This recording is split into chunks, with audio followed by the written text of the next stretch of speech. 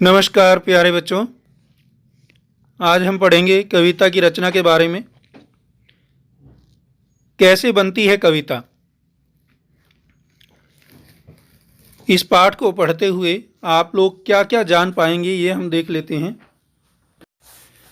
तो इस पाठ के उपरांत आप कविता की रचना, परिभाषा, उद्देश्य एवं प्रकारों के विषय में जान पाएंगे। कविता से आनंद की प्राप्ति के विषय में जानेंगे। कविता के विभिन्न घटक यथा शब्दों का चयन, बिंब व छंद योजना को समझ सकेंगे। कविता की संरचना के बारे में जान पाएंगे और बोर्ड की परीक्षा में इस पाठ से पूछे जाने वाले प्रश्नों को आसानी से हल कर पाएंगे। तो चलिए देखते हैं सबसे पहले कविता की परिभाषा। क्या होती है कविता? कविता वास्तव में मानव के मन के वह उद्गार हैं जो उसकी संवेदना से जुड़े हुए हैं। अर्थात हमारे मन में जो भी हमारी संवेदनाएं हैं उन्हीं को हम कविता के माध्यम से प्रकट करते हैं। कविता साहित्य की वह विधा है जिसमें व्यक्ति अपने मनोभावों को किसी भाषा के माध्यम से प्रकट करता है। यह कवि, पाठक अथवा श्रोता सभी को आनंद प्रदान करती है और सभी के हृदय की संवेदना बनकर उभरती है। तो इस कविता का जन्म कब हुआ, अर्थात कविता कैसे उत्पन्न हुई। अब हम जानेंगे कि कविता की उत्पत्ति कैसे हुई। वास्तव में मौखिक रूप से तो कविता युगों युगों से सामाजिक जीवन में सुनने को मिलती हैं, चाहे वह छोटे बच्चों की छोटी छोटी कविताएं हों, अपने बच्चे को सुलाने के लिए माँ की लोरी हो या किसी महान कवि की कविता हो। बच्चों की कविताएं जैसे मछली जल की रानी है, जीवन उसका पानी है, या तख्ती पे तख्ती तख्ती पे दाना, कल की छुट्टी परसों को आना, अक्कड़ बक्कड़ बम्बे वो 80-90 पूरे 100 में लगा धागा, चोर निकल कर भागा। तो ये सभी भी कविताओं का ही रूप हैं।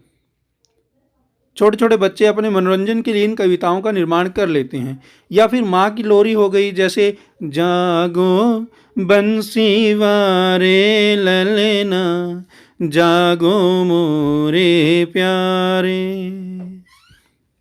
तो ये सभी कविताओं का ही कुछ रूप हैं। वैदिक काल में ऋग्वेद जैसे सभी ग्रंथ काव्य रूप में ही उपलब्ध होते हैं, परंतु ऐसा माना जाता है कि उनकी रचना मानव ने नहीं की। उनको अपौरुषेय माना जाता है, अर्थात पुरुषों ने या मनुष्य ने उनकी रचना नहीं की गई, ऐसा माना जाता है। फिर भी लौकिक संस्कृत में आदि कवि महर्षि वाल्मीकि को माना जाता है और उनकी रचना रामायण आदि काव्य कहलाती हैं। जैसे कि हमने पहले भी बताया है कि कविता मानव की संवेदना से जुड़ी हुई होती है। इसी बात को सुमित्रानंदन पंत जी ने भी कहा है। वियोगी होगा पहला कवि, आह से उपजा होगा गान, उमड़कर आंखों से चुपचाप बही होगी कविता अनजान। अर्थात हृदय की पीड़ा ही कविता के रूप में उभर करके सामने आती है। ये साक्षात संकेत हैं महर्षि वाल्मीकि जी की वेदना की ओर कि महर्षि वाल्मीकि जी ने किस प्रकार प्रथम कविता की रचना की या सबसे पहले श्लोक की रचना कैसे की। इसके पीछे कहानी है, ये मैं आपको थोड़ा सा संक्षेप में बताना चाहूँगा। महर्षि वाल्मीकि अपने शिष्यों के साथ एक बार तमसा नदी के किनारे पर स्नान करने के लिए जा रहे थे। इतने में उनकी दृष्टि एक क्रोंच पक्षी के जोड़े पर पड़ी। दोनों पक्षी एक दूसरे के साथ खूब खेल कूद रहे थे और नदी में क्रीड़ाएं कर रहे थे। इसी बीच एक शिकारी ने क्रोंच को बाण से मार डाला। क्रोंच को तड़पता हुआ देख करके और दूसरी ओर क्रोंची को विलाप करता हुआ देख करके महर्षि वाल्मीकि के हृदय के अंदर संवेदना जागी। उनको बहुत क्रोध आया और उन्होंने उसी क्रोध में उस शिकारी को श्राप दे दिया। मां निषाद प्रतिष्ठां त्वम अगमः शाश्वती समः, यत् क्रोंच मिथुनादेकम अवधि काम मोहितम।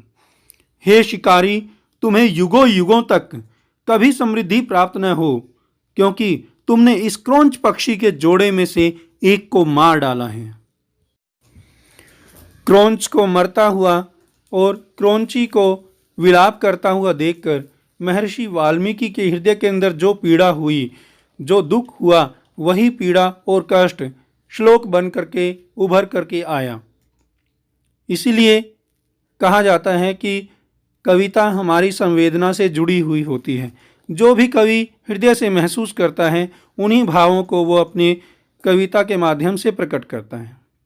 इस प्रकार हम कह सकते हैं कि कविता मनुष्य के हृदय के अंदर बसी हुई ऐसी भावनाओं का प्रतिरूप होती है जो उसके हृदय को उद्वेलित और आनंदित करती हैं।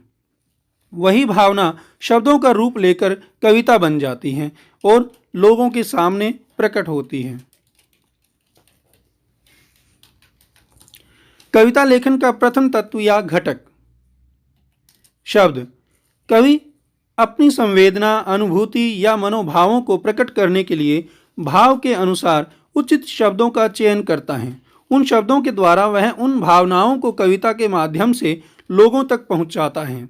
अर्थात हमारे मन की भावनाओं को प्रकट करने के लिए हमें शब्दों की आवश्यकता पड़ती है और हम अपने मन के भावों के अनुसार ही कोमल या कठोर शब्दों का चयन करके और अपने मन के भावों को शब्दों के माध्यम से प्रकट करते हैं। वास्तव में कवि शब्दों से खेलता है। खेल खेल में वह कविता लेखन में निपुण हो जाता है। प्रारंभ में जब हम तुकबंदी करते हैं, छोटी छोटी तुकबंदियां करते हैं, तो वो सिर्फ हमारा एक खेल होता है। धीरे धीरे हम कविता लोक में प्रवेश करते हैं और अच्छी अच्छी कविताएं लिखना शुरू कर देते हैं।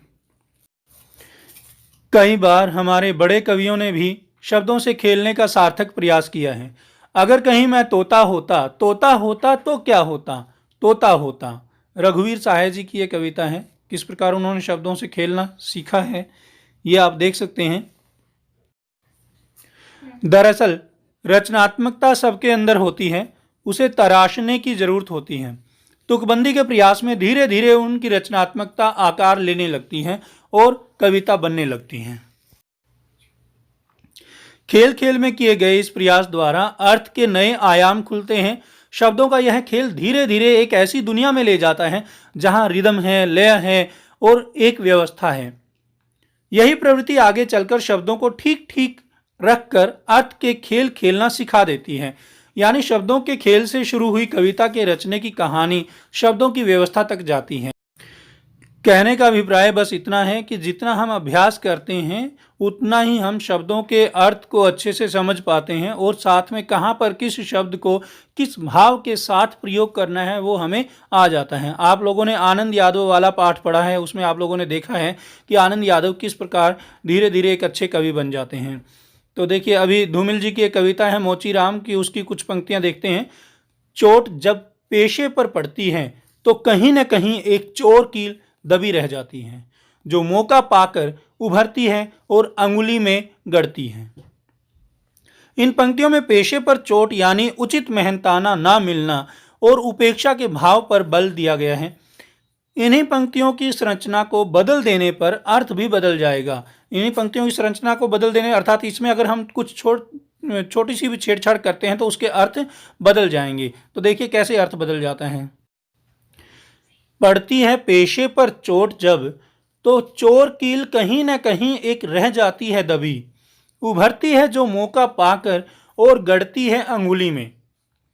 इन पंक्तियों की संरचना बदल देने से चोट पर अधिक बल हो गया है, पेशे की चोट पर कम, जबकि ऊपर की पंक्तियों में पेशे की चोट पर अधिक बल है। इसी तरह दोनों कविताओं के रेखांकित शब्दों पर ध्यान दें और सोचें कि वाक्य संरचना का कविता में क्या महत्व होता है। कविता में शब्दों के पर्याय नहीं होते। उपयुक्त पंक्तियों पर ध्यान दें। यदि पहली पंक्ति में चोट की जगह मार शब्द रख दें तो कविता का भाव बदल जाएगा। चोट शब्द मोची के संदर्भ में भी एक अलग अर्थ देती है, अर्थात हथौड़ी की जो चोट होती है वो अर्थ रखती है, और साथ में पेशे के अर्थ में भी एक अलग अर्थ रखती है कि अर्थात उसकी पेशे के ऊपर चोट की जा रही है, अर्थात उसको उचित मेहनताना नहीं दिया जाता, उसके पेशे को उपेक्षित समझा जाता है, उसके पेशे को इतना महत्व नहीं दिया जाता। तो ये दोनों ही अर्थ चोट के द्वारा उभर करके आते हैं, परंतु चोट के स्थान पर अगर हम मार शब्द लगा देंगे तो उससे ये दोनों अर्थ उभर करके नहीं आएंगे। इसी तरह अन्य स्थानों पर भी ऐसा होता है, जब हम किसी पर्यायवाची शब्द का प्रयोग करते हैं तो उससे इतना अच्छा अर्थ वो उभर करके नहीं आता। तो इस प्रकार हम कह सकते हैं कि शब्द कविता का शरीर होते हैं और कवि अपनी कल्पनाओं को शब्दों के माध्यम से ही व्यक्त करता है। शब्दों के प्रयोग में ध्यान देने योग्य बातें निम्नलिखित हैं। देखिए, कवि शब्द भाव के अनुसार प्रयोग करता है। श्रृंगार या करुण रस की कोमल भावनाओं के लिए कोमल शब्द और वीर रस या रौद्र रस जैसे कठोर भावनाओं के लिए कठोर शब्द इस्तेमाल करता है। शैली के अनुसार भी शब्दों का प्रयोग होता है। लाक्षणिक शैली में प्रतीकों, मुहावरों या लोकोक्तियों का प्रयोग होता है और काव्य में कुछ शब्द किसी भाव को इतनी अच्छी तरह से प्रकट करते हैं कि उनके पर्यायवाची शब्द भी उस अर्थ को प्रकट नहीं कर सकते। इसलिए कवि शब्दों का चयन बड़ी ही सावधानी से करता है। इसलिए हमें ध्यान रखना होता है कि कवि उन्हीं शब्दों का इस्तेमाल वहाँ पर करता है जो उसके अर्थ को सही ढंग से प्रकट कर सकें, जो उसके भाव को सही ढंग से प्रकट कर सकें। परंतु उनके स्थान पर अगर हम पर्यायवाची शब्दों का प्रयोग करेंगे तो नहीं हो पाता वो अर्थ प्रकट। चलिए अगली वीडियो में हम पढ़ेंगे बिंब व छंद के बारे में, और खूब पढ़ें, आगे बढ़ें। धन्यवाद।